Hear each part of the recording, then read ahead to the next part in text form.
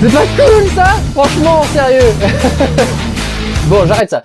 Il est question aujourd'hui de Nymphomaniac, nouvelle œuvre signée Lars von Trier sur le furieux réalisateur qui déchaîne les passions.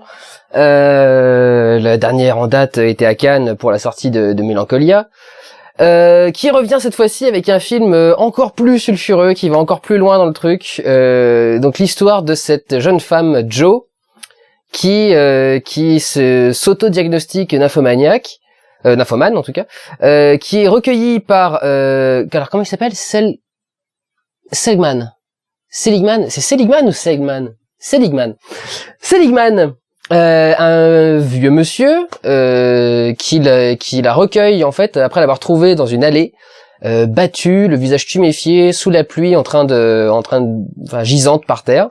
Et il sort de chez lui, il la voit, il dit mais qu'est-ce qui se passe? Donc, il va la récupérer, elle veut pas d'ambulance, elle veut pas appeler les flics.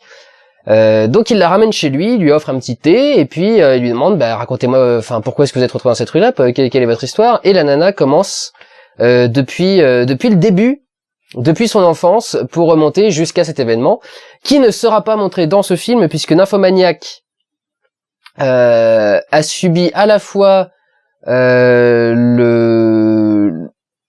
le manque de restriction de son réalisateur et les problèmes de la distribution grand public.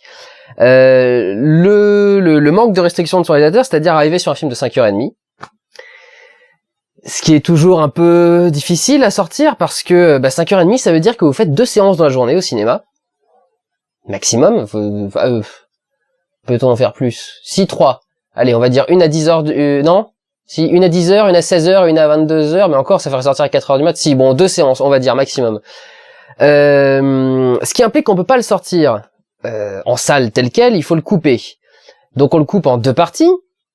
Donc sur 5h30, on aurait très bien pu faire 2 parties de 2h45, si je ne me trompe pas, 2h45 normalement. Et en fait non, on se retrouve avec 2 parties de 2 heures chacune. Donc il y a quand même 1h30 qui est passée à la trappe. Où est-elle passée? Où est-elle? D'où vient-elle? Principalement, ils ont coupé tous les gros plans sexuels de pénétration.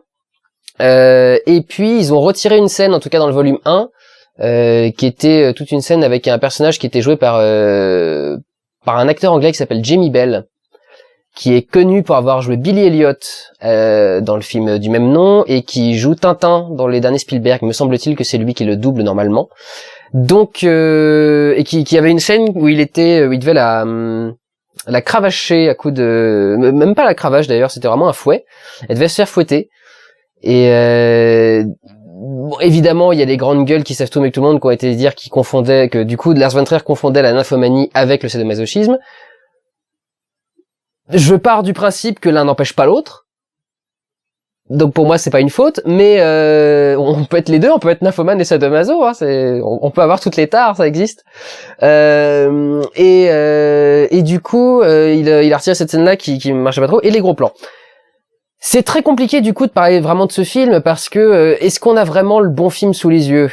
Bien que, alors en plus ça prend vraiment à rebours parce que pour ceux qui n'ont pas suivi l'actualité du film, il y a quelques personnes qui m'envoient des messages des fois en me disant si vraiment t'étais fan de cinéma, tu saurais ça. Depuis en particulier le cinéma du Durandal, je m'efforce d'en savoir le moins possible avant d'aller voir un film. Parce que c'est vrai que ça vient toujours empiéter sur la vie qu'on va avoir.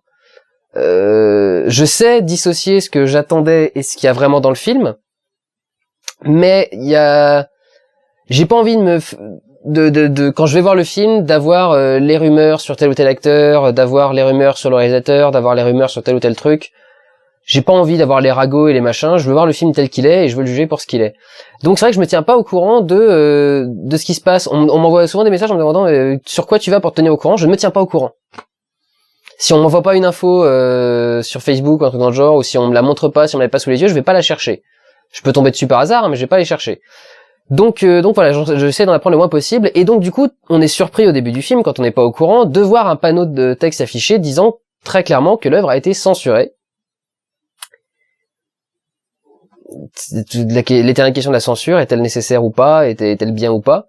sachant que Lars von Trier lui-même a adoubé, a accepté cette censure, tout en la reniant évidemment, en disant que c'était de la censure, etc. Mais c'est un double jeu assez compliqué. Comme globalement tout ce qui est parti, c'est les gros plans de pénétration, c'est difficile de les défendre artistiquement, on va dire. Pour le reste, le reste est justifié par l'histoire de toute façon. C'est aussi quelque chose de très malin de la part de Lars von Trier, c'est de savoir que de toute façon il allait devoir s'opposer à la critique, à la censure et au problème avec les distributeurs. Il y a des pays qui veulent même pas distribuer le film. L'Italie ne veut pas distribuer le film. En France, heureusement, on peut le distribuer. Il y a pas beaucoup de pays qui l'ont pas distribué, mais en tout cas en Europe, l'Italie ne l'a pas fait. Et les formats vont varier en fonction de chaque pays. Enfin, tous les pays auront des coupures différentes, des censures différentes et du coup des versions différentes du film. Et plaçant le sexe en plein centre de l'histoire du film, je veux dire, le film s'appelle quand même Nymphomaniac. Comme le sexe est le sujet central, comment est-ce que les distributeurs peuvent le censurer tout en faisant un film sur le sexe? Donc ils savaient que quelque part ils pourraient pas tout couper, qu'ils seraient obligés de garder une bonne partie des plans. À ce niveau-là d'ailleurs, je pense que la première question à laquelle répondre dans cette critique, c'est qui peut aller voir ce film? Il y a une question subsidiaire qui est qui devrait aller voir ce film? Qui pourrait aller voir ce film? Je trouve que le film est interdit seulement aux moins de 12 ans en France. Ça prouve l'absurdité de la censure. Même moi qui suis extrêmement libéré au sujet du sexe, je mettrais pas un gosse de 12 ans devant ce film. Je dirais peut-être ne serait-ce que 2 ans de plus, mais au moins qu'il ait eu le temps de découvrir un peu ce que c'est. Enfin, le truc, enfin, qu'on découvre un peu ce que c'est avant de voir Nymphomaniac. C'est pas, ça me paraît un peu nécessaire. Donc pour moi, 16 ans, ça me paraît trop. Pour moi, de toute façon, il y a un creux entre 12 et 16 ans qui n'a pas de sens. Pour moi, il faudrait qu'il y ait 12, 14 et 16. Et pas 18, parce que 18, c'est débile. Mais 12, 14 et 16, ça me paraît bien. Après, c'est chacun voit midi à sa porte. Commencez pas à gueuler sur les restrictions, censure, etc. C'est pas la question. De toute façon, c'est pas à moi de juger ça. Moi, je vais être soumis à la critique. Je vais pas, enfin, à la censure, je vais pas la faire. Mais il y a des pays, par exemple, les États-Unis sont à 13 pour le premier, enfin pour l'âge minimum et 17 pour l'âge d'après. Je crois qu'ils ont rien entre les deux. Bon, pareil, il y a un gros écart, mais ça me paraît déjà plus logique entre 13 et 17. Bref, c'est pas la question. Enfin, si, c'est une des questions du film. Donc pour moi, 12 ans, non. 14, 16, ça commence à déjà passer. Et surtout, bien évidemment, il faut pas que le cul vous pose problème. Si vous êtes puritain, si vous êtes timide, si vous êtes gêné par le sexe, tout bêtement, enfin, il y a des gens qui sans être traumatisés, sont gênés et sont timides. Et ça s'explique. Et c'est évidemment le moment que Cléo décide pour arriver à l'image. Donc, déjà, il faut prendre ça en compte. C'est là que j'en reviens à qui devrait aller voir ce film, qui ne devrait pas aller voir ce film plutôt. Sérieusement, si la vue d'un téton léché par une langue dans une image vous fait pouffer de rire, n'allez pas en salle. N'est-ce pas madame qui a pouffé de rire pendant la séance? C'est là qu'on voit que il y a des gens qui sont pas à l'aise avec le sexe et que c'est très drôle. C'est quand on voit des films avec des scènes de cul, ça me fait penser à La vie d'Adèle du coup, mais Nymphomaniac est aussi très révélateur. Quand on voit des gens qui peuvent pas s'empêcher d'avoir des fous rires quand ils voient des bites, quand ils voient des vagins, quand ils voient des seins, quand ils voient des gens à poil, quand ils voient n'importe quel symbole sexuel. C'est là qu'on voit que ce truc quand même n'est pas géré de la même façon par tout le monde. C'est cet aspect de la sexualité. Et donc ce qui est intéressant, c'est de voir comment il est géré par Joe, le personnage de ce film, qui va donc commencer à raconter à Seligman l'évolution de sa vie sexuelle depuis son dépucelage jusqu'au moment où il la retrouvera dans la cour, probablement à la fin du deuxième film. Je pense pas que la suite ira plus loin que ça. Le truc, c'est que en vérité, le sexe n'est pas tant au centre de l'histoire. Le film va vraiment dévier sur plein d'autres sujets, va faire des analyses comparatives entre diverses choses. Le premier chapitre, parce que le film est découpé en chapitres, grande tradition Lars von Trierien depuis Antichrist, mais je crois qu'il avait déjà fait dans d'autres films avant. Oui, il faut préciser que j'ai pas vu tous les films de Lars von Trier. En gros, je les ai tous vus depuis Dancer in the Dark, à l'exception de Dogville. Mais j'ai pas vu ce qu'il a fait avant, j'ai pas vu Breaking the Wave, j'ai pas vu ce genre de film-là. Donc découpé en chapitres, et le premier chapitre, il passe tout le chapitre à comparer la chasse, la quête d'un partenaire sexuel à la pêche. Et non pas à la chasse, mais à la pêche à la ligne, et la pêche la pêche avec des comment ça s'appelle, des hameçons, oui, mais c'est autre chose, pas des leurres, mais quelque chose dans ce genre-là. Bon, bref. Donc tout le premier chapitre est là-dessus. Le chapitre 4 est entièrement dédié à ce qui se passe avec son père, au rapport qu'elle a avec son père.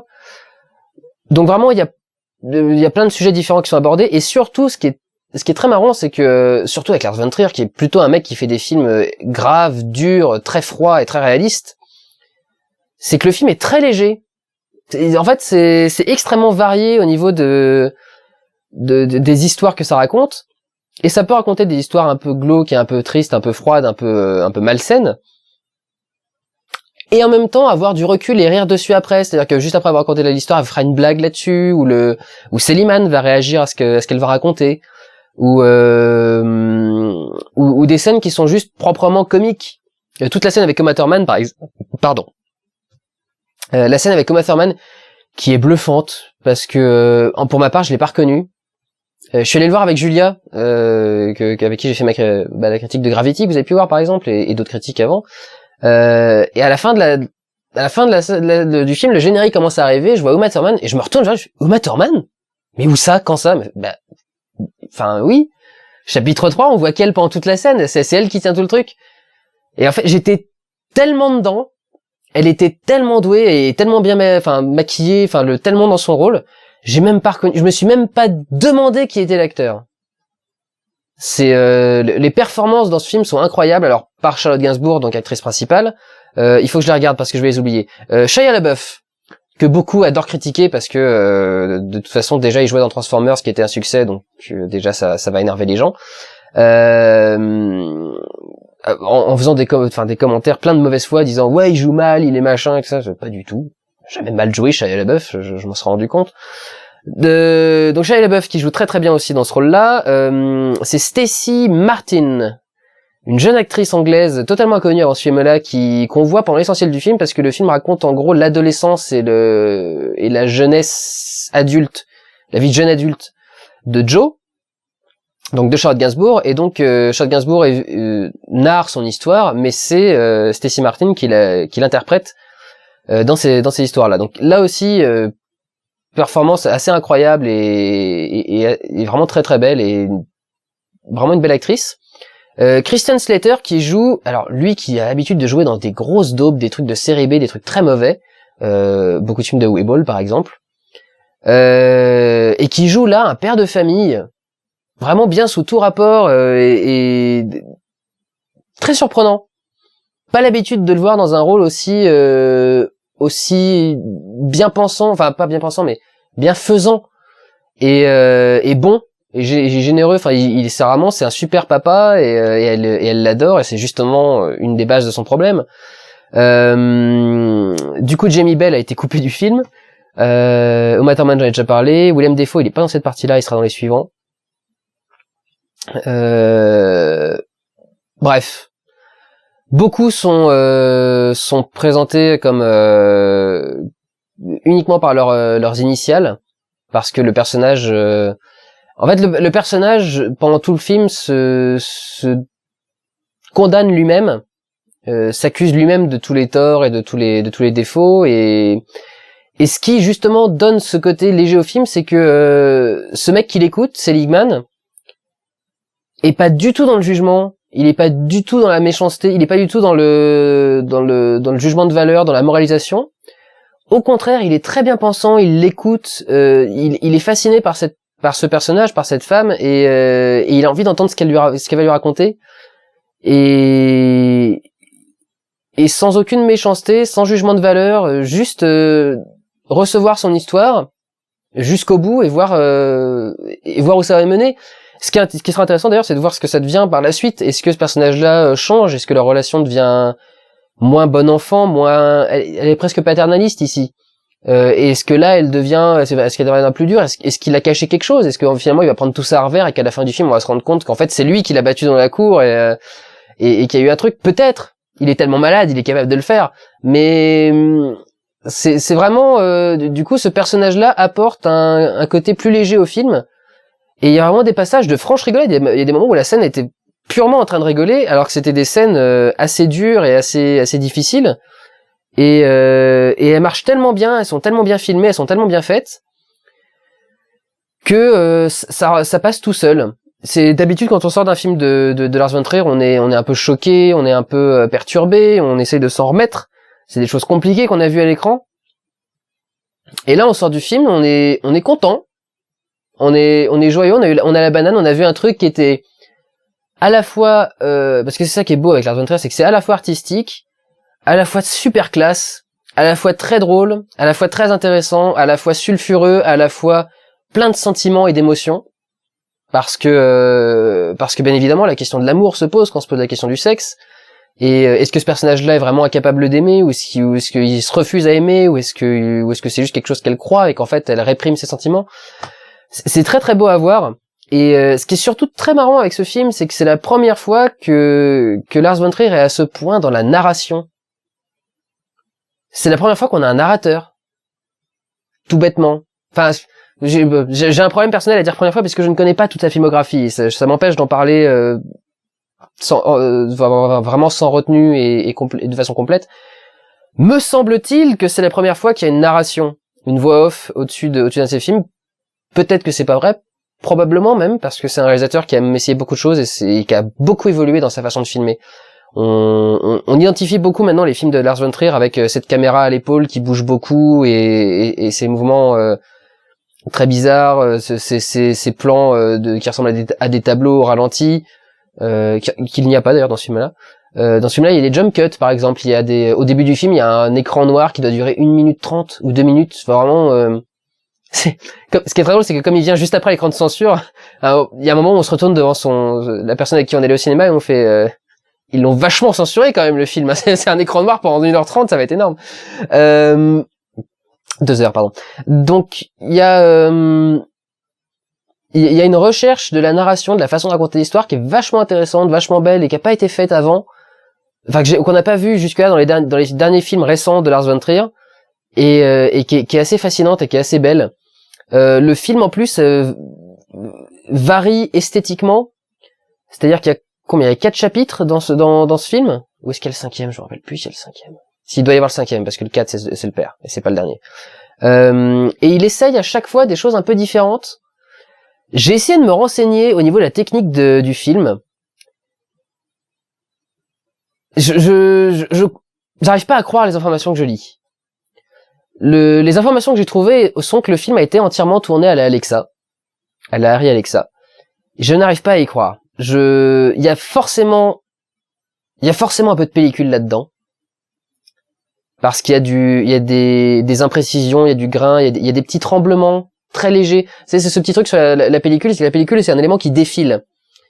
Et autant on fait en sorte que ça se fasse avec le moins d'anicroche possible, autant il y a des moments où on peut pas empêcher certains très infimes mouvements de la pellicule qu'un œil exercé de cinéaste peut repérer, mais qui sont pas vraiment repérables pour le commun des mortels. Moi je le vois vraiment avec l'apport de la projection numérique. Quand on était en pellicule, forcément l'image était un peu floue par moment parce que c'était les mouvements de l'appareil de projection faisaient que parfois ça se décalibrait un petit peu, qu'il y avait les lentilles étaient plus bien calées, etc., que c'est plus très net, et l'image bougeait sur l'écran. Et il y a quelques passages là dans ce film-là où l'image bouge très très légèrement, ce qui arrive quand on scanne la pellicule pour la passer en numérique. Ce qui peut arriver, surtout si on met pas ensuite de filtre numérique pour totalement stabiliser l'image et qu'elle ne bouge jamais. Ce qui est parfois assez dégueulasse, c'est ce qui explique qu'on ne la mette pas. Et il y a vraiment des passages dans le film où l'image bouge un petit peu trop, où l'image manque de précision, où l'image a un grain qui fait vraiment pellicule. Et je pense à la scène notamment où elle elle sort de chez le personnage de Shia LaBeouf, Jérôme, et qui me semble vraiment tourné à la raide. Ça me paraît très bizarre que c'était tourné à l'Alexa. Mais donc du coup, pour parler, donc là je parle vraiment technique, moi ça m'intrigue. Je n'arrive pas à croire que ce film soit 100% fait à l'Alexa. Ça n'est pas possible. Les images que je vois dans ce film ne peuvent pas toutes avoir été faites par une Alexa. C'est pas logique. Mais hors de ça, je venais là-dessus en disant que le film, esthétiquement, foncièrement, essaye plusieurs choses. C'est-à-dire qu'il y a un chapitre qui est entièrement tourné en 16/9 alors que le film est en cinémascope. Pourquoi ? Parce que justement c'est une scène qui a beaucoup d'angoisse, qui a beaucoup de tension. C'est la scène avec Uma Thurman justement. Je vous explique pas ce qui passe dedans. Elle s'appelle Madame H dans le film et c'est une scène où justement il y a ce sentiment de malaise où il faut qu'on se sente à l'étroit, qu'on se sente pas très bien dans le cadre, etc. C'est pour ça que je pense que le 16/9 presque était, pour le coup il s'est trop bridé. Je pense que limite il aurait fallu passer en 4/3. Ça aurait encore mieux rendu en 4/3. Mais du coup la scène passe du scope. Donc le scope c'est ce format avec bande noire au-dessus et en dessous, ce qui n'est pas c'est pas une bonne façon d'en parler, mais parlons-en comme ça. Donc le scope comme ça, et il y a un moment où le film passe en 16/9, mais 16/9 dans du scope, c'est-à-dire qu'il y a des bandes noires sur les côtés. C'est-à-dire imaginez une télévision en scope avec une image 16/9 dedans, où il y a des bandes noires sur les côtés. On s'en rend quasiment pas compte au début dans le film parce que c'est pas assez violent pour qu'on s'en rende compte, et puis on a un écran énorme face à nous, donc c'est vrai qu'on a du mal à cerner le truc. D'autant que la scène est un peu dans l'ombre, donc on peut au début penser que les barres noires sont des zones d'ombre, mais au bout d'un moment on finit par voir ces lignes et se dire tiens c'est marrant, le cadre s'est réduit quand même, et donc ça passe. Et il y a un chapitre, notamment le chapitre sur son père, qui est en noir et blanc, sans doute aussi pour l'atténuer un petit peu, parce que comment parler de ça sans révéler ce qui se passe dans l'histoire ? On va dire que ça se passe dans un hôpital, dans des circonstances particulières. N'allez pas imaginer des trucs dégueulasses, hein, c'est juste imaginer un hôpital dans des circonstances particulières, certaines maladies dans un hôpital. Et je pense que pour atténuer ça, il y a passer au noir et blanc était intéressant, parce que du coup retirer l'information de la couleur permet de rendre des choses moins gore. Je vais pas vous expliquer exactement ce qui se passe dans le film, mais prenez une émission de télé qui s'appelle le Magazine de la Santé. Si vous ne regardez pas le Magazine de la Santé, vous devriez, c'est une très belle émission. Quand ils montrent des images d'opérations chirurgicales, donc ils montrent souvent des opérations à cœur ouvert, des opérations de muscles, ou je sais pas, un mec qui s'est pété un tendon, donc du coup on va vous montrer l'écarteur qui est là en train d'écarter la peau, et puis le tendon qui est derrière. Et pour éviter que ça choque trop les gens, ils les passent en noir et blanc parfois. Et du coup, on fait plus trop la différence entre quel liquide, de quelle couleur est ce liquide, de quelle couleur est la peau, de quelle couleur est la blessure par exemple, etc., etc. Et du coup, je pense qu'il y avait une de ces volontés comme ça, parce que elle-même, idéalisant beaucoup son père, aimant beaucoup son père, oublie volontairement des choses, la couleur de cette histoire-là, pour garder un meilleur souvenir de cette scène. Ne pas oublier de faire un petit bip spoiler. J'espère que j'y ai pensé et que vous venez pas de vous manger un spoiler sur internet. Donc du coup, vraiment quelque chose au niveau du jeu d'acteur, au niveau de l'esthétique, au niveau de l'histoire, au niveau de la narration, au niveau de la musique. Parce que je dis en même temps quelle classe. C'est ça qui est beau avec un réalisateur comme Lars von Trier, c'est un mec qui considère qu'on peut faire un film d'auteur en mettant du Rammstein. Et ça c'est beau.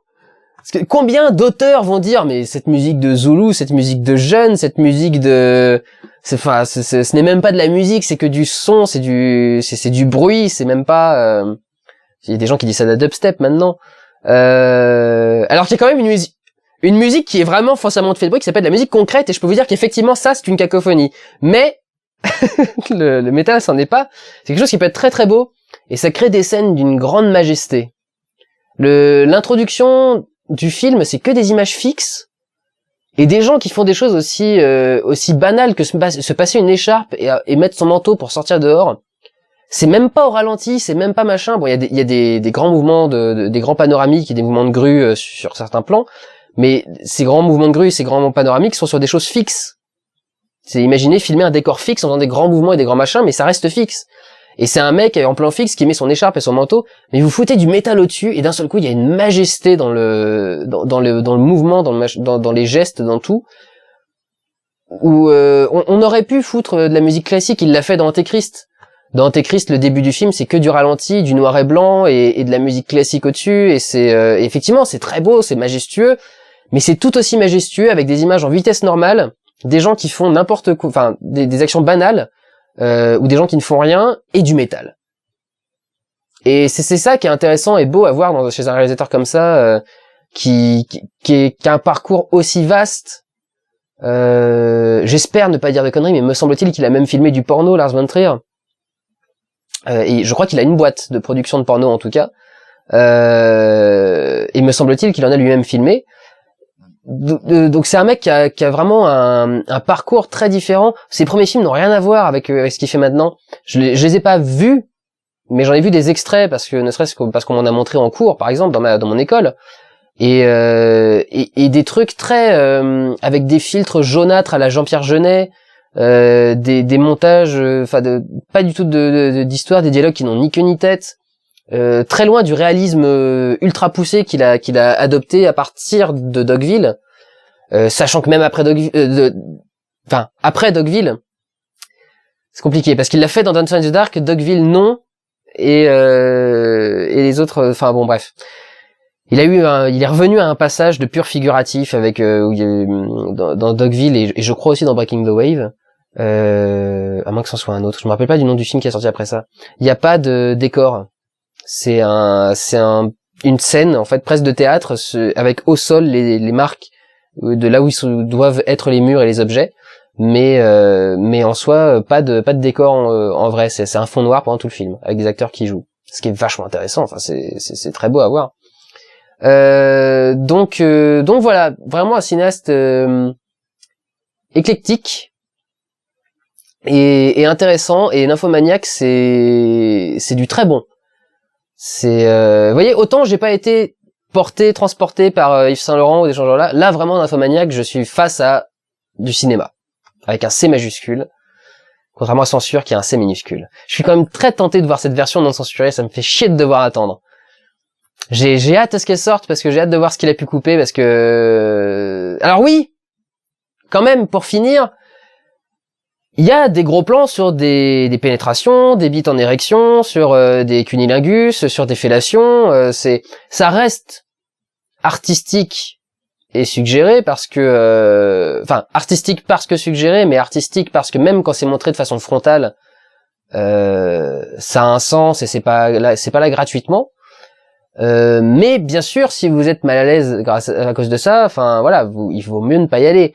Il y a un moment où il y a une séquence d'une minute et quelques où ce ne sont que des successions de photos de bites molles au repos, de pénis au repos, voilà, on va dire ça comme ça, pour employer des termes chastes. Il y a une séquence, ce n'est que ça. Alors évidemment, la pétasse du fond, c'est pris d'un fou rire, mais vous pouvez, si jamais ça vous gêne, voilà, et il y a des fois on se rend pas compte non plus à quel point ça peut être gênant de voir ces choses-là en public. Même si les gens sont pas comme ça en train de vous regarder, les gens qui sont penchés autour des autres pour voir les réactions et tout, c'est pas comme ça, mais c'est le fait qu'il y ait des gens autour de soi fait que on peut des fois avoir des réactions où on est un peu mal à l'aise. Ce qui est pas mal arrivé dans La vie d'Adèle. Et finalement arrive moins dans celui-là. Je crois que globalement il y a moins de scènes de cul dans Nymphomaniac que dans La vie d'Adèle. C'était quand même le talon d'Achille de La vie d'Adèle, hein, ce truc des scènes de cul. Mais bon bref. Donc voilà, ça peut vous poser problème. Si vous pensez que ça peut vous poser problème, voilà, c'est à vous de juger, c'est à vous de voir, est-ce que vous devez aller le voir ou pas. Peut-être qu'il vaut mieux que vous attendiez de le voir confortablement chez vous, avec votre écran et un paquet de mouchoirs. Mais voilà, c'est à vous de voir. Sachant que, je vais clôturer là-dessus, parce que on va clôturer sur une anecdote, parce que l'avis final sur le film, je pourrais le donner qu'après la sortie du volume 2. Sachant que, du coup, les scènes de cul sont toutes fausses. Et c'est dommage parce que j'avais envie de croire que Shia LaBeouf était aussi bien monté, mais non, c'est du trucage numérique. Alors quand je dis trucage numérique, faut pas croire qu'on a modélisé des queues en 3D sur des personnages et qu'on les a incrustés par ordinateur. Bien que le trucage soit quand même particulièrement coton à réaliser, c'est qu'en fait quand il a filmé des scènes de cul, il a mélangé les corps. C'est-à-dire qu'en fait, le buste et tout ce qui est au-dessus, ce sont les acteurs conventionnels, entre guillemets. Et en fait, numériquement, il a mélangé leur corps à partir de la taille avec le corps d'acteurs porno, qui du coup jouent les scènes de, enfin, joue l'action, joue l'acte, joue la scène de cul en soi. Ce qui va être très particulier à faire pour un truquiste, infographiste. Je m'imagine l'infographiste qui veut faire les trucages. Ça devait être formidable. Je pense que le mec c'était le meilleur job de sa vie. Mais du coup, l'illusion est absolument parfaite à l'image. Mais bien entendu, ce ne sont pas les acteurs qui l'ont fait pour de vrai. Et voilà. Alors, c'était pourtant une question qui aurait pu être soulevée par le film. Est-ce que les acteurs peuvent aller jusque-là? Est-ce qu'un acteur conventionnel peut aller jusque-là? Il y a des films où les acteurs conventionnels ont des scènes de sexe non simulées. Ça arrive. Pour le coup, celui-ci, ce n'est pas le cas, parce qu'en même temps, il y a un tel casting que je dirais que c'est même en sachant que c'est truqué, c'est surprenant qu'ils aient accepté de jouer dans des trucs comme ça. Bon, évidemment, Shia LaBeouf essaye de se refaire une carrière et de se refaire une image grand public, c'est normal pour lui, mais des acteurs aussi connus que Charlotte Gainsbourg, Kristen Slater et Matterman, même si elle n'a pas de scène de cul, mais vraiment des acteurs comme ça avec des grands noms qui acceptent de se voir dans des situations comme ça, même avec un trucage au-dessus. C'est vrai que c'est assez osé. Et je salue l'audace à la fois des acteurs et de Lars von Trier et des distributeurs. Saluons les distributeurs qui osent sortir Nymphomaniac, qui apparemment a du mal à trouver son public. Ai-je cru voir, il ferait pas les entrées sensationnelles non plus. En même temps, vu le sujet, ça me paraît évident. Enfin, c'est normal que ça a choqué beaucoup de gens quand on pense qu'il y avait 1 million de personnes dans la rue juste parce que deux mecs voulaient se marier. Évidemment que ça va pas être la ruée vers le film, donc voilà. Mais je pense qu'il fera son petit bonhomme de chemin tranquillement. En tout cas, moi, je vous encourage à aller le voir. Si vous pensez que vous êtes capable de le prendre, si vous pensez que vous êtes capable d'encaisser ça, je vous encourage très fortement à aller voir Nymphomaniac. C'est un des très bons films de cette rentrée. J'attends avec hâte Nymphomaniac volume 2, et j'attends aussi parce que du coup avec les problèmes de censure, Nymphomaniac volume 2 sortira dans 4 semaines, et a priori il sortira un Nymphomaniac version complète 5h30 plus tard dans l'année. Donc je pense que j'irai voir aussi la version complète, parce que ce sera une sacrée expérience. Je n'ai jamais vu un film de 5h30, mon maximum ça doit être 4h30 avec Les Seigneurs des Anneaux. Je pense que ça va être plutôt pas mal à voir. Et encore une fois, c'est beau à voir en tant que tel, c'est une belle histoire. Parce que même les histoires tragiques et trash peuvent être belles, l'un n'empêche pas l'autre, et c'est une belle histoire, et on a vraiment envie de la connaître, on a envie de continuer, et on comprend ce personnage qui reçoit cette jeune fille et qui a envie de continuer, qui a envie de poursuivre la conversation et d'en découvrir plus, parce que cette jeune femme a une histoire fascinante. Voilà. Donc prenez soin de vous, allez voir des films, et ciao.